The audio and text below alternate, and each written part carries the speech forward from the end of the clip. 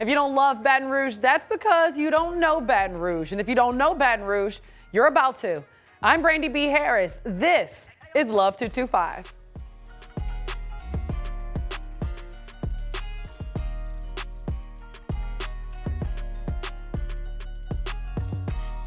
Welcome to Love 225, where we are all about the color and culture of the capital city. And of course, this week we've got some sweet music, some sweet treats, and some super special guests. Can't wait to share it all with you. But first, we're going to the disco, but it's not in the 70s. This boogie is actually on Government Street, and it's called D.I.Y Disco. Owner and creator Chloe McMahon is a full-time engineer and part-time crafter, and she's using those skills to give Midtown a fun and crafty way to have a good time. This is so much fun in MidCity. Then, say cheese. We're introducing you to a cool and mobile way to take some new professional photos. So whether it's for company headshots or senior portraits, this father and daughter run business is pulling up to you to snap your picture. And we are going inside the truck and sitting down with the photographer behind this whole new concept. Then take a look at this. Yes, honey. Do you have a sweet tooth like I do? Well, today's special guest is going to show us how she makes some of the best sweet treats in all of the capital city. Cupcake Junkie on Coursey Boulevard is a favorite for many, including me. We've got the head baker here to talk sweets, Mother's Day treats, and so much more. She's here in the Love 225 studio to talk to us. And that's all going to be coming up in our Red Stick Greasy Spoon segment. You do not want to miss it.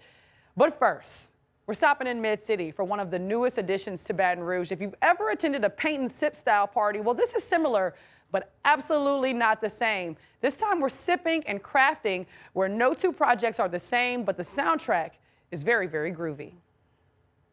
What is DIY Disco? What do you do here? DIY Disco is an arts and crafts bar where you and your friends can come in and choose what craft you want to do that day and follow a step-by-step photo tutorial and craft at your own pace. I thought of DIY Disco while I was quarantined during the pandemic. Back then, I was working in the oil and gas industry, and I didn't know if that was what I wanted to do for the rest of my life, so I knew that I wanted to own my own business. And my mom's an art teacher, and we also she grew up making all of my Halloween costumes, and she also loves to throw parties. And so I inherited both of those skills and hobbies. And so during the pandemic, I was also watching a lot of Mamma Mia, and I came up with the idea to have an arts and crafts bar that is disco themed, and people can come in and have a great time and jam out to some disco while they're crafting and drinking and partying. So we have two types of people that come in. We have people that come in and they're hanging out with their friends and they're having a good time and partying, and they love it and they're having so much fun. And then the other type of person we have that comes in is people that silently sit and do their crafts, and they're like, I feel so relaxed. Both types of people love it, and they always tell me that they're so glad that I'm here and they want to come back, and so it's been great. People come, if I come in like when I came a few weeks ago, if you come on a double date or a triple date or a group date, does everybody have to make the earrings? No, everybody gets to choose their own craft that they want to do. We do not offer classes. So people come in, everybody chooses something different. We have all of the supplies for you and the instructions on how to do it, and you craft at your own pace. You do not have to be good at art to come to DIY Disco. Say it again. You don't have to be good at art. And I would not even call myself an artist. I'm a crafter, and crafts are different than art. You don't have to come in and have this huge vision. You can come in and you can just make something that you think is gonna look pretty on your office wall. And all of the crafts, we give instructions, so you don't have to know how to do them beforehand. So you can learn while you're here, and if you don't like it, then you can redo it, and it's gonna be great, and you're gonna have a good time. How did you choose this location? Why this spot?